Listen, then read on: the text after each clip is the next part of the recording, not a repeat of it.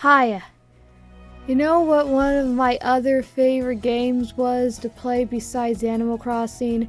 It was The Sims. But because I wasn't allowed much on the computer as a kid, I only played the console games. I didn't even know The Sims games existed on PC. So lately that's what I've been getting into. And for this video, I actually did want to try The Sims 2 for PC because I played a whole bunch of The Sims 2 for GameCube and The Sims 2 Pets. They're right behind me. Hold on. These were my favorite games to play as a kid. Because I actually discovered in PC having pets is sort of an expansion pack. And on console you just get the whole thing right in one game. How cool is that? So I tried running this game. I actually did manage to play it a few years ago on another computer, but the one I have now couldn't run it. I actually have a CD drive. I was trying to run it because my other computer before this one actually had a built-in CD drive. This one doesn't, but for some reason it does have a touch screen. I don't know, it's weird that it has a touch screen but not a CD drive. That's not even relevant. When I was trying to install it, it comes with 4 discs by the way, I don't know why, but I started with disc 1 and it wanted me to play some mini game to wait while it installs, but every single time it got to 23%, it would just crash out and tell me to pay attention, and when I clicked OK, it wouldn't go through. So that was the end of that, but I really wanted to play it for this video because I heard such cool things about it. And especially since I grew up playing Sims 2 for GameCube, I figured that this would have been so cool to experience. I heard with the console ports, they don't have much content like the PC versions do. I have not only played The Sims on GameCube, I have played on Wii as well. And 3DS. I played The Sims 3 on 3DS, The Sims 3 Pets on 3DS. I really wanted to talk about, this is like my big take on The Sims as a whole. Every single Sims game I played for console, there were so many glitches. The Sims is just a glitchy mess. Now here's what I like to call the permanent glitches. Because like, for example, this one time when I was playing The Sims 3 Pets and the firemen had to be called, and after they put out the fire, one of the firemen wouldn't leave my property. He would just stand there confused on my lot for days. I don't think he ever left. Like, once you save your game, that glitch is permanently on your save file. And when I was playing Sims 2 Pets one time, when I took out the trash lid disappeared, never to be seen again. It was just gone from my save file. I'm still mad about it. A few years ago, I actually rebought The Sims 3 because my original copy of The Sims 3 got lost when I was 14, and I never seen it again. Till this day I have no idea what really happened to it, but I really was like at the time I was really impressed with The Sims 3 on Wii because I've never seen anything like it. They had stairs that you could go on different levels of the house. They had cars, I think. They had cars. You could have kids, which again, this is like a new concept to me because I know it was a normal concept in the PC versions, but I never got to experience the PC versions. It's a whole new concept to me. I've never seen anything like it in a Sims game before, so that just blew my mind. But the thing is, The Sims 3 was not like I remembered. It was so bad. It was not like I remembered at all because of the constant freezing. There's so much that the Wii can handle. The game would freeze up when you enter your lot, your property. The game would just freeze. The game would kind of, the animation would be slow if your sim tried to eat anything, and the noise my Wii would make trying to run this game was just awful. You're just sitting there wondering, gee PJ, you sure can bitch about The Sims a lot. Well, wait, I'm not done. Because like I said, in the other console games for GameCube, there were a lot of, not only there were a lot of glitches, but there was a lot of freezing up. Not only, like, I'm not talking about the game would freeze for a few seconds like it did in The Sims 3 for Wii, but it would freeze and it would not come back on. It would just stay there until you had to restart. It would freeze on the loading screen, would freeze while you're taking a shit. It would freeze anywhere. If you really want to get into the Sims games for consoles, I have like one, I got some advice for you. Just save every 10 minutes. The Sims games, I don't think the Sims games was meant to be on console in the first place. But lately I've been actually playing The Sims 3 for PC. And let me tell you, The Sims 3 is way better than The Sims 4. Did you know that in The Sims 3 they have cars? You can go dumpster diving? These are all the things that The Sims 4 just doesn't have. And there's an open world, just so much to it. The problem here with The Sims 4, and I think everybody realizes this, is that what The Sims 4 is lacking in content, it makes up for by graphics. Like, everything is so nice and pretty, but the thing is there's too many loading times, it takes too long to load, and there's only world maps. Like, what are we doing? The thing that really makes me mad, I wasted money on this. I wasted money on the expansion packs. Now the thing is, I only paid $20. I have like 2 or 3 expansion packs. I only paid $20 for each. I did not pay full price. I am not, because even $20 is kind of too much money for what this game offers. Because you will not believe the lack of content you get from one expansion pack, and that's at full price, $40. But it doesn't even come with a lot of stuff. It wasn't even worth $20. But I mean, I'm still happy that I have it. And the problem with this, I think with each expansion pack you have, the more likely the game is to be laggy. It doesn't run very well. I don't know why you would pay money to have your game run poorly. That seems counterproductive, but whatever. I mean, you won't believe that when you first boot up the game of Sims 4, there is just so much advertisement for these stupid expansion packs that doesn't even come with much. The thing about Sims 4 though is if you want to enjoy a little bit of this game, you're gonna have to buy some of the expansion packs to make things a little bit more interesting. Because the game is so bare bones, there's not much to do if you're only playing the base game. Like, I just got so bored of the repetitive gameplay that I just stopped playing. Even with the expansion packs, it's still a little bit boring.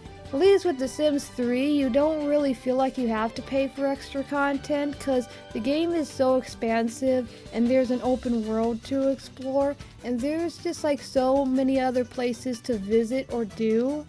The only thing I don't like about The Sims 3 though is you can't really change your Sim's hairstyle once you've already created your Sim. But the real kicker is when The Sims 4 first launched, it actually used to cost money. Could you imagine being so excited for this game when it first came out? Because you're probably thinking, yes, a new Sims game is about to come out. It's probably going to be the best Sims game in the series. And then you get this monstrosity. And not only you're out like 20 or 40 bucks, but then you have to pay expansion packs to make the game a little bit more fun. And to add insult to injury, they did make the game free 8 years later. And I know 8 years seems like a really long time, so if you already had the game for 8 years and you've been playing it for 8 years, that's probably not going to make you feel some type of way. But say that if you just bought the game and then you had no idea that they were about to make it free, and that probably would suck. Now remember how earlier I said that dumpster diving was in Sims 3 but not in The Sims 4? But that's not entirely true because there is dumpster diving in The Sims 4, but it's an exclusive to one of the expansion packs. So in Sims 3, they added that in the base game. But in The Sims 4, they did not include that in the base game. You gotta pay extra for that. It just seems kind of scummy to take something away that was free in the previous Sims game and then just only include it in one of the expansion packs in the newer Sims game. So yeah, they just like put it behind a paywall. Also, I still don't know how to have sex. I mean, I tried and I tried, but the opportunity just never presents itself. I am just never going to get laid. I also have trouble doing it in The Sims. But I did manage to get my sim engaged. And there's also an option to have a private wedding. I would like to get married in The Sims and have kids, but I don't like to play through the story. What I mean by that is, I don't like to leave the aging on, because when it comes to The Sims, there's two types of players. There's the kind of players who likes to leave the aging on, so that way your sim can grow old, your bratty kids can become moody teenagers, and then you die, like in real life. But then there's players like me who likes to keep the aging off. I'm accustomed to that kind of gameplay because I grew up playing The Sims for consoles and there's no aging in The Sims for consoles. I just feel like if I played with the aging on, it would just take me too long to have enough money to afford a brand new house. So my sim would, be like 70 before they could actually make a living. Anyway, another differences between The Sims 3 and The Sims 4 is the way you build your house. I kind of like the decorating part of The Sims 4. I really like the decorating part of any Sims game, to be honest. But to Sims 4 credit, it does have more of fun mechanics to decorate with, and everything just looks nicer because of the graphics, obviously. I love video games where you can decorate stuff. That's why I love to play Animal Crossing. I love Stardew Valley, except I'm not really good at decorating in Stardew Valley. It's hard to make pixel graphics look good, but I am good at decorating in video games. So that's why the funnest part of The Sims is to build your house and to make your house look nice.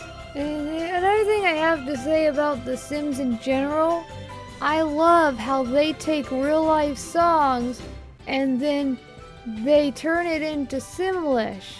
And if you don't know, Simlish is the in-game language in the Sims universe. Anyway, I did eventually end up getting married in The Sims.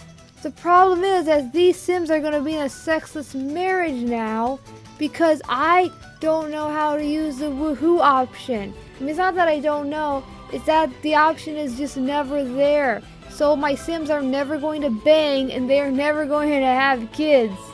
And I also can't connect to the internet because The Sims 3 is not connected to an EA account. It wants you to log in through your Sims 3 account. Apparently they're two separate things.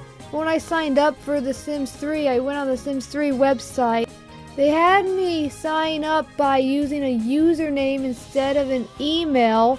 But when I go on the Sims 3 game, it wants me to log in by using an email, but I don't have an email. I only have a username on my account, so it never makes any sense. So for this video, I bought the Sims 3 Pets expansion because I was really curious. I wanted to see the differences between the Sims 4 version and the Sims 3 version. And there's a lot of differences. Now, let's get this out of the way. I really wanted to say this. I noticed in Sims 4, you can't really control your pets. Like in The Sims 3, you can command your pets to do anything as if you were controlling a sim. So you have complete control over them. You can make them eat and you can make them jump on the couch. In The Sims 4, they'll just do that naturally just by themselves. I think having control of your pets is actually a pretty cool feature I wish they would have kept in The Sims 4.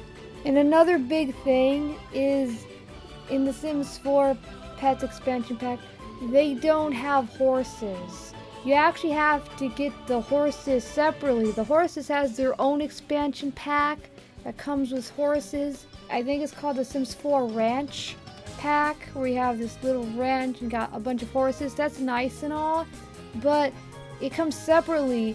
And keep in mind, both of these expansion packs are completely separate from one another, and they each cost $40.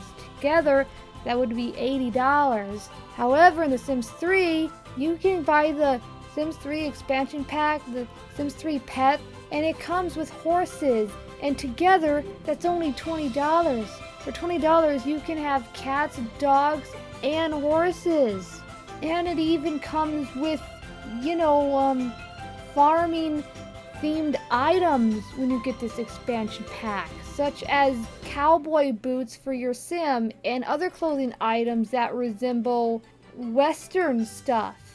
Like, why would they do this? Why would they just take all of that away and when making the Sims 4 expansion packs, they would just separate them and make each of them cost $40?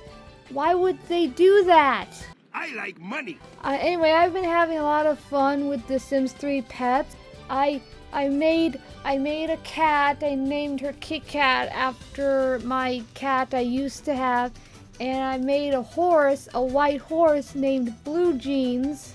And I've just been really having fun with this so far. And it's way better than whatever you can get on The Sims 4. Like, I haven't bought the Sims 4 horses expansion pack. I'm probably never gonna get it, but it's probably nothing like what you can have in The Sims 3. You get to ride your horse. Look at this. I'm riding my horse. How cool is that? You can like ride it through the city. Anyway, in conclusion, I was very disappointed with what I saw and what I bought in The Sims 4. They really don't offer much. They don't offer much content, and the content they do offer is really overpriced. Anyway, thanks for watching. I gotta go now and play more Sim. You can click on some of these videos of me complaining about other video games if you want to check that out. So goodbye.